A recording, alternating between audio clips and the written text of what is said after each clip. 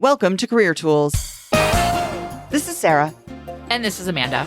Today's podcast, answering the question, where do you see yourself in 5 years? Part 1 of 1. As always, our content has been crafted by humans and is certified by Proudly Human. The questions that this cast answers are, how do I answer the question, where do you see yourself in 5 years? What's the right answer to where do you see yourself in 5 years? And what's the wrong answer to where do you see yourself in 5 years? If you want answers to these questions and more, keep listening. You're already listening to Career Tools. Now get everything behind it. The Career Tools license exclusive bonus content, detailed show notes and resources for every cast, the resume workbook, first job fundamentals, the interviewing series, and a free empty disc assessment to help you understand your own behavioral style. All for $14.99 a month or $165 a year. Start your 30-day trial at manager-tools.com/licenses. All right, so Amanda, today we're going to continue what's been, I'm going to say, a theme in our recent Career Tools podcasts, whereby we're going to help those folks out there who are listening to us today to get a better sense of how to answer some of those really commonly asked interview questions. Today, that question, the one you just said multiple times in our intro for the day, where do you see yourself in 5 years? And folks, this one is a really common question. And there are, a lot of facetious answers, I suppose, like, I see myself in your chair. That's one that kind of comes to mind, right? Yeah. But because it's so common, not having thought about an actual answer really shows that you're unprepared. So we want to make sure that when you're asked, because you'll probably be asked, you have got a good answer. So what is it? And while it's a little off topic, we have a message to hiring managers and interviewers. Please don't ask this question. It's not a good one.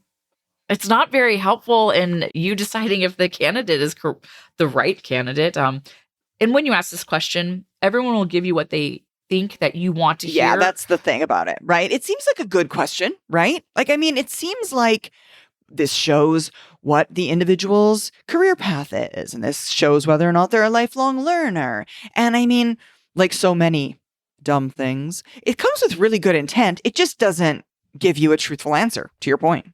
Yeah, and it's really hard to see where you're going to be in 5 years. Yeah, that too, right? Mm-hmm. Especially if you haven't even started at your organization. And so having the answer to this question doesn't really help you assess the candidate at all. So it's not a good question. There's so many other questions that you should be asking where your time can be spent better when you have such a small amount of time with these candidates. So just remember that. Mm-hmm. Yeah, when we train people on how to interview, which again, I know it's not what today's podcast is about. But at our Effective Hiring Manager conference, we talk about how 6 minutes is 10% of an hour. And when you say it that way, if I'm going to spend 6 minutes on a question that is not going to give me an answer that is going to be useful because, to your point, Amanda, things are going to change and this person doesn't even work here. So how the heck would they know? And they're probably just saying something that they think we want to hear anyway. That's a lot of time spent to discuss something.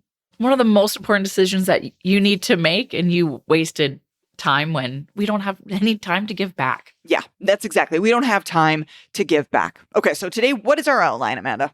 All right, so today we're going to cover that this is going to be a 4-part answer. And part 1 is going to be your contribution. Part 2 is about skills. Part 3 is about the relationships. And part 4 is looking forward. Mm-hmm, exactly. So we're going to start, folks, by kind of covering this idea of this 4-part answer. Even though this is an easy answer to get wrong, if you're not prepared, the answer to where do you want to see yourself in 5 years, it's also a really easy one to get right if you have prepared. Now, the problem with not preparing is that those sarcastic, sneaky, facetious answers are the ones going to pop into your head more quickly, and those aren't going to be the helpful ones. The helpful answer to this question isn't just going to flow from your mouth beautifully. Once you have one of those facetious answers in your head, it then becomes even harder to think of a more sensible answer to provide. And thus, the lack of preparation just starts a spiral, which is going to result in a really bad answer to the question. Essentially, you're not having a filter. At least that's what happens to me. I'm like, oh, it's stuck in there. I just, no filter. Nope, that's on me. Exactly.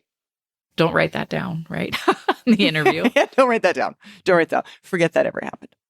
Yeah. And hiring managers are generally looking to understand how this position fits into your medium and longer term plans.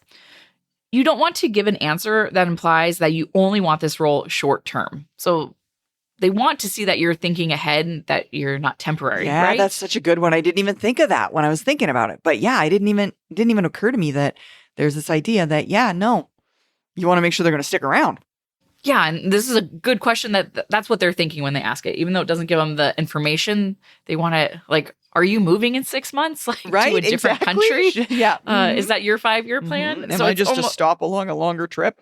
Yeah, and I mean that's important to the hiring managers to know that. I mean, you're not just temporary. You're not going to be leaving in the next year. So I understand why they're asking it, but on the other hand, if you're implying that you're planning on keeping the same job for years, and without growing, if you don't have an answer, you're like, no, I just like this job for the next 5 years. That's also a red flag. There's kind of red flags all over the place. Yeah, if exactly. you're not Go ready. either way.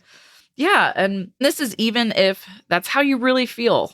So whether it be because your family or other circumstances, if you're like, no, I just want a job where I can just check in, check out. I have nothing, like, I don't want to develop myself. That's totally reasonable.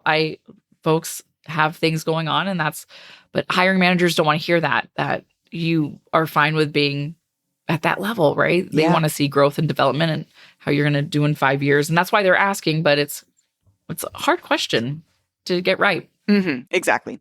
So, folks, the formula we've got for this answer has 4 parts. It's not an answer that necessarily sets you out as different than the other candidates, but it's an answer that avoids all of the pitfalls you could potentially fall into if you just go out there left to your own devices and come up with an answer that isn't a good one. So we're going to start by going over part 1 of your answer, and that is the contribution piece. The first part of your answer is all about your contribution. In this, we're telling the hiring manager that we're going to be an asset to their team. We're going to talk about what's in it for them if they hire us. We want to make sure that we reassure the interviewer that we are a team player, that we are flexible, that we are going to go the extra mile for this team initially, right? That's the thought of it. When you hire me tomorrow, this is what you're going to get. And this is the short term. We're going to tell them exactly that. And that gets us excited about the job and lets them know that we're all about this job right now. Yeah. What you don't want to do is you don't want to come hot out of the gate on this and make it all about you, right? Make it seem selfish. Like, oh, she just wants to use us to grow the skill set in this certain area. You want the organization to know what value you can provide to them. So we've got a couple here of contribution answers that you could potentially use. One might sound something like, well, in the short term, I'm really excited about being able to contribute my skills and knowledge in this role. As much as you've told me about the role and your team, I'm still not sure I can see all the ways I can help out just yet, but I'm willing to. Or you might say, I'm really excited about getting a role in this industry. In the short term, I'm just looking to give as much as I can in a role in a company like this one, because you have the kind of values I appreciate. So yeah, folks, that's the contribution piece. And again, you can hear in those responses that I'm making it clear that this is about today's actions, not necessarily that longer 5-term plan, but it gives them, again, that reassurance that we're here to contribute. And that's what we're trying to do with this piece.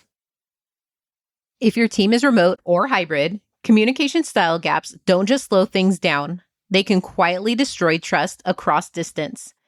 The Effective Communicator Conference is available virtually and teaches you exactly how to read style cues in video calls, in messaging systems, in email, and adapt in real time. Same proven content delivered where you already work. For more information, visit manager-tools.com/ECC. C. Now let's talk about part 2 of your answer. It's going to be all about skills. In this second part of your answer, we're going to get a little bit more specific in that we're going to talk about the skills that we can bring to the table. The good thing about this question is that it allows you to bring up skills and experiences that you might not have had a chance to talk about in other questions. So they're asking targeted questions. You might have things that you want to give them that this is now your chance. Now, we don't want you to go too far. Yeah, don't go down a rabbit hole. Don't go off on some like random tangent, a field. Such as like basket weaving skills. Yeah. That might not be as necessary. That's the thing. Like, we don't want you to go like down some random rabbit hole because the question, you're using it to your own benefit, if you will, like to communicate more about some skills that you've got. But you still want those skills to be applicable to them, you know? Yeah. And it might not be something that they necessarily expected, but it definitely can give you that unexpected little bump. Yeah, exactly. Exactly. That little jewel that they weren't expecting to get in this answer, but they have in this answer. So paragraph 2 might sound something like, I know you were looking for project management and architecture skills, which we've already talked about. I also think that my experience managing a help desk will be really helpful. It's taught me a lot about how to look for things from the user's perspective or point of view. Or it could sound like, even though it might not seem relevant here, I do believe that my experience working with unions will come in handy. I've really honed my negotiation skills, and I find myself using those in all sorts of situations. So again, it's pretty brief, right? Like we're not going too far off topic, but we're adding that little extra thing that they might not have asked about otherwise, but we think is really going to cinch it for us. Yeah, just bringing home the skills that you have and relate it to something that they might not think about. Yeah. So now part 3 of your answer is all about relationships. And relationships are the core of a successful career, right along with results. And I don't think we can say that enough in all of our podcasts. Relationships is what drives everything else. If this is the first time you're hearing it, we have some more podcasts for you. Right? Now, whether the hiring manager has specified that it's important or not, we know that they are. We are here to tell you that it is, in fact, important. And they're often not mentioned specifically because we take our interactions for granted. But as a career tools professional, you know how important they are. And because of that, we are going to mention them specifically so that the hiring manager knows that we know. Mm-hmm. Yeah, you're absolutely right. I mean, oftentimes their questions aren't necessarily going to be about those, but so we want to make sure we get in there and they know how much we value relationships as well. So it could sound like, in the medium term, I'm looking forward to developing new relationships. I find that the better my relationships and the more relationships I have with people in a role, the more smoothly the work goes and the better I can serve my customers. Or you could say, in the longer term, I'd like to continue developing relationships in this industry. I'm an active member of the Association for Accountants in Denver. I found that being a member helps me keep up with the changes in the industry, spot great talent coming into the profession, and that it gives me a network to reach out to when the solution to a situation isn't clear. And I found that all of those things help me serve the company more effectively. So yeah, making sure you knock that out of the park, the relationship bit, which is always, always important. Yeah, and coming back and emphasizing relationships, it also circles back to all those skills that you can re-emphasize and how to kind of bring it all back together. Because if they don't value relationships or ask about it, you do need to bring it up, but relating it back to what they can make the connection with can be an even greater benefit. Mm-hmm. Exactly. All right, so part 4. Now we talk about the future. So looking forward. Yes. Until now, we've stayed on a shorter horizon than the question asked. They said, where are you going to be in 5 years? And we have said what we're going to do essentially right now, right? Yeah. Today, what I have for you. And know that that's intentional. We want to keep the emphasis on how we can serve now and not in this mythical future that no one knows what's going to happen. That said, one of the rules of interviewing is answer the question.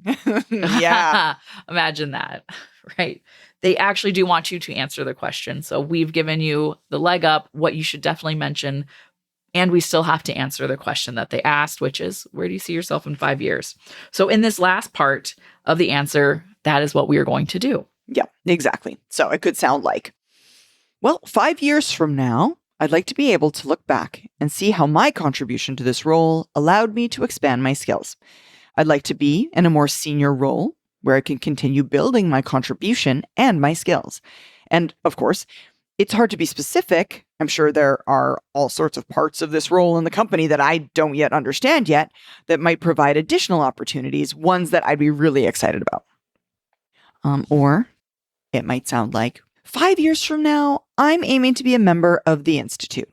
I believe that will allow me to contribute even more to the development of others and to the company itself. And in this company, I'd love to be a part of the audit committee you mentioned previously. I really believe in making sure projects are going to work before they actually start. This role would give me a great grounding to aim for that. And you know what I love about the last one that you said is that it actually showed you were listening during the interview and did a little bit more prep work than just being able to answer the questions, that you listened. Maybe they mentioned that committee, or you did some research on what this organization offers, and you tied it all in of not, hey, I'm just here to answer your questions. I've done no prep work, but it really shows that you're interested.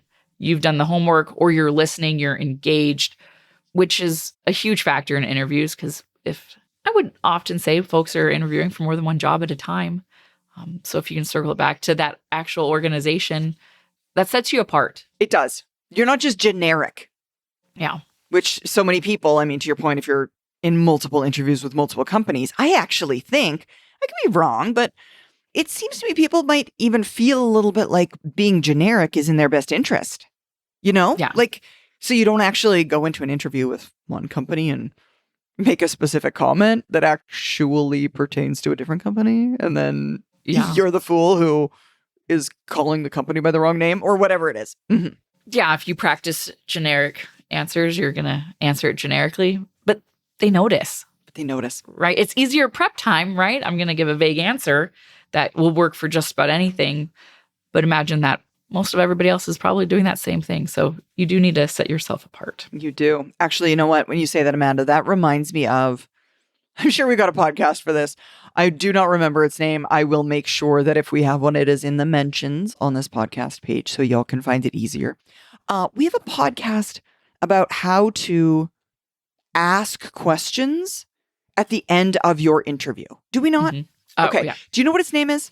Absolutely not. But we will find it. Sorry. We will find it, folks. There will be a link, I assure you. It's probably how do you ask questions at the end of the interview. It's probably that exact thing, but I don't want to give wrong information. Exactly. I know. You're probably right. But yeah, so and that's kind of the same idea, right? This idea that sure you could ask a generic question, or you could ask a question that is about something that was talked about previously in the interview. And you could set yourself apart. You could make it look like you're truly paying attention. And this is your number one choice as far as companies to work for. You're absolutely right. Listening and having a conversation, building relationships. Oh, yeah, man, full circle, especially if you only have an hour to do it. That's exactly it. You only have an hour to do it sometimes. That's true. All right, so let's wrap it up. I've been giving you, up until now, the 4 parts of the answer within each of the sections of today's guidance. So Amanda's going to put all of the disparate pieces that I just gave you all together into one long answer. Here we go. Sarah, do you want to ask the question? Set me up. Sure. Throw my softball. Hey, Amanda, where do you see yourself in 5 years? You know what? That's a great question. And in the short term, I'm really excited about being able to contribute my skills and knowledge in this role. As much as you've told me about the role in your team, I'm still not sure I can see all the ways I can help out just yet. I know that you are looking for project management and architecture skills, which we've already talked about. I also think that my experience managing a help desk will be helpful. It really has taught me to look at things from the user's point of view. And in the medium term, I'm looking forward to developing new relationships. I find that the better my relationships and the more relationships I have with people in a role, the more smoothly the work goes and the better I can serve customers. And, 5 years from now, I'd like to be able to look back and see how my contribution to this role allowed me to expand my skills. I'd like to be in a more senior role where I can continue building my contribution and my skills. Of course, it's hard to be specific. I'm sure there are parts of this role and this company I haven't understood quite yet, which may provide opportunities that I am very excited about. Well, there you go, folks. It's just that simple. All 4 parts combined. And since this is a question that's almost guaranteed to come up, not being able to provide an answer that sounds like that sounds that good, that well thought out, that short-term, medium-term, long-term, kind of enhancing, adding to some of your skills in there, it shows a real lack of preparation. Never mind the fact that if you can't spitball, you can't just wing it, where do you want to be in 5 years? It kind of makes it look a little bit like you don't have those future career ambitions, which is not true, but that's the only reason they're asking it, is to try and discern that. So don't be that candidate. Candidates who have a prepared, genuine 4-part answer don't just survive the question, they use the question to stand out from the others. All right, well, thank you so much, Amanda. Thanks for joining us here today on Career Tools. Thanks, Sarah. And thank you for joining us, folks. We hope this one helped you. Now, help us help others and tell your friends. And of course, follow, rate, and review our podcast. And remember, 5 stars only, please.